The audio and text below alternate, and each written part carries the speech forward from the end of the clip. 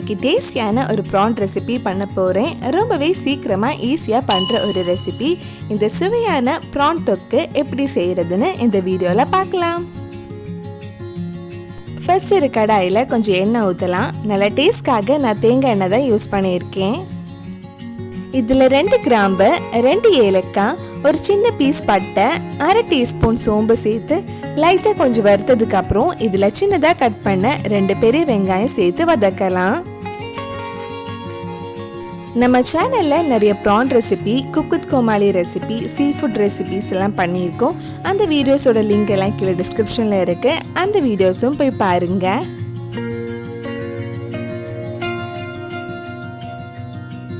வெங்காயம் கொஞ்சம் வதங்கி சாஃப்ட் ஆனதும் இதில் 1/2 டீஸ்பூன் இஞ்சி பூண்டு பேஸ்ட், 2 பச்சை மிளகாய், கொஞ்சம் கறிவேப்பிலையும் சேர்த்து வதக்கலாம்.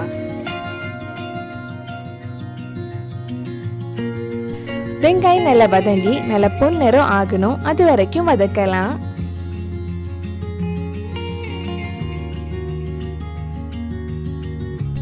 வெங்காயம் நல்லா வதங்கினதும் இதில் 1/4 டீஸ்பூன் மஞ்சள் பொடி, 1 டீஸ்பூன் மிளகாய் பொடி, 1 teaspoon மல்லிப்பொடி, 1/4 teaspoon garam masala, 1/2 teaspoon நல்ல மிளகு பொடி, தேவையான அளவு உப்பு சேர்த்து அந்த மல்லிப்பொடி மிளகாய் பொடி பச்சை வாசனை போகிற வரைக்கும் கொஞ்சம் நேரம் வதக்கலாம்.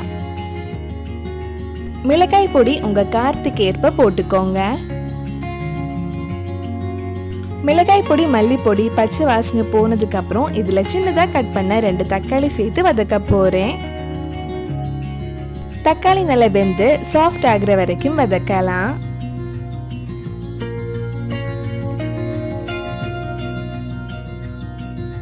இப்போ தக்காளி நல்லா வெந்து மசாலா சூப்பராக ரெடியாக இருக்கு.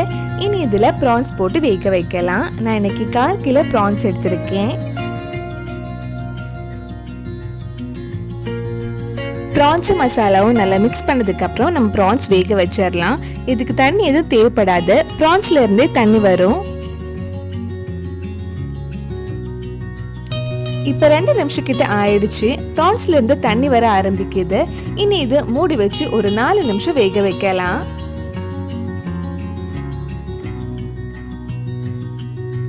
ப்ரான்ஸை ரொம்ப நேரம் வேக வைக்க கூடாது. ரொம்ப நேரம் வேக வச்சா ரப்பர் மாதிரி ஆயிடும்.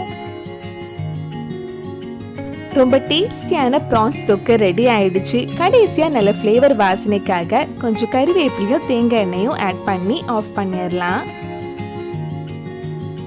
சுவையான ப்ரான் தொக்கு ரெடி ஆயிடுச்சு. கண்டிப்பாக நீங்களும் இந்த ரெசிபி உங்கள் வீட்டில் செஞ்சு பாருங்க. பிடிச்சிருந்தா இந்த வீடியோவை லைக் பண்ணுங்க, உங்கள் ஃப்ரெண்ட்ஸ் அண்ட் ஃபேமிலிக்கு ஷேர் பண்ணுங்க. வேற என்னெல்லாம் குக் வித் கோமாளி ரெசிபி நம்ம சேனலில் ட்ரை பண்ணலான்னு கீழே கமெண்ட் பாக்ஸில் சொல்லுங்க. நீங்கள் இன்னும் என்னோட சேனலை சப்ஸ்கிரைப் பண்ணலைன்னா மறக்காம சேனலையும் சப்ஸ்கிரைப் பண்ணுங்க. கூடவே அந்த பெல் ஐக்கனை ப்ரெஸ் பண்ணால் நான் புது வீடியோ போட்ட உடனே உங்கள் ஃபோனுக்கு நோட்டிஃபிகேஷன் வந்துடும்.